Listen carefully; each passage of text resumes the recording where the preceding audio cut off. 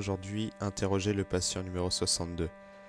Il nous racontera son histoire, l'histoire d'une rencontre, la rencontre avec un être humanoïde, l'un des plus dangereux inscrits sur nos listes aujourd'hui, et enfermé dans la salle la plus sécurisée qu'il soit. Pour faire court, l'être humanoïde est appelé Moon Eye. Sa tête est ronde comme la lune, ses yeux sont noirs et profonds, d'où coule une substance noire non identifiée.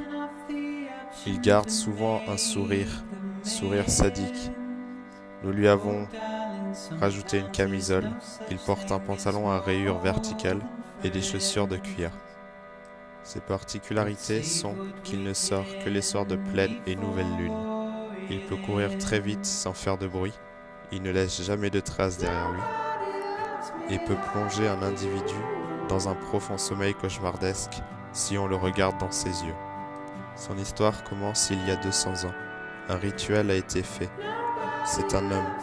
Pour être exact, c'était un voyant qui pratiquait la magie noire. Son rituel consistait à faire offrande à la lune, ou du moins l'une des faces, celle qu'on ne voit jamais. Pendant son rituel, il incanta les esprits de la forêt et celle de la nuit. La face cachée descendit alors et prit l'offrande qui lui avait été offerte.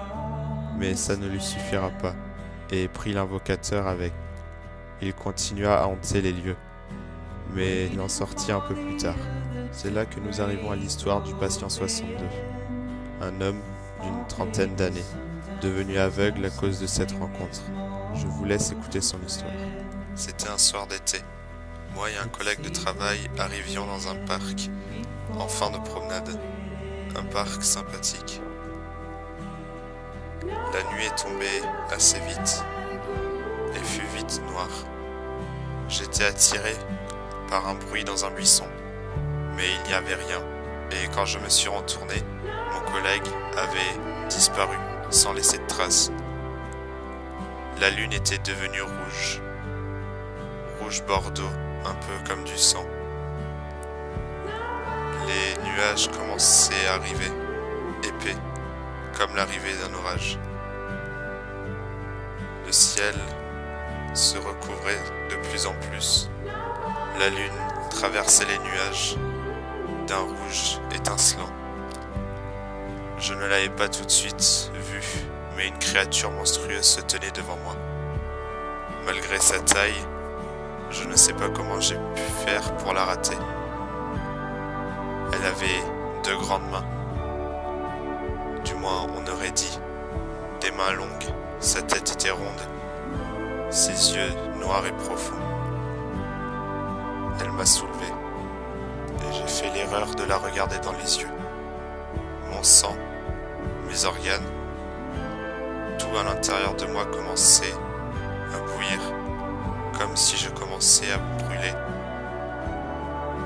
Plus je regardais les yeux de la bête, plus la douleur s'intensifiait. Je n'arrivais pas à détourner mon regard. J'ai cru que c'en était fini de moi, mais j'arrivais encore à bouger mes mains, et j'ai fait ce qu'il fallait faire. Je me suis crevé les yeux. C'est après m'être aveuglé que la bête m'a lâché. Aveugle et presque mort, je ne pouvais rien faire, si ce n'est que de crier en espérant que quelqu'un m'entende. Un étranger est venu et a tout de suite appelé les secours. Après mon hospitalisation, j'ai demandé des nouvelles de mon collègue de bureau. Ils m'ont dit que son identité n'a jamais existé, comme s'il avait disparu sans rien laisser. Après mon histoire, j'ai été interrogé par la police, peut-être même des forces spéciales. Et je suis arrivé ici. Leur expliquant mon histoire, on m'a dit que c'était impossible. La description du monstre collait parfaitement à celle qui était enfermée, d'après eux, dans une salle mieux isolée que le Pentagone. Mais je suis sûr de l'avoir vu, je suis sûr que c'est lui, car c'est la dernière chose que j'ai vue. l'histoire du patient 62 reste tout de même perplexe, car comme il a dit, le monstre est enfermé dans une salle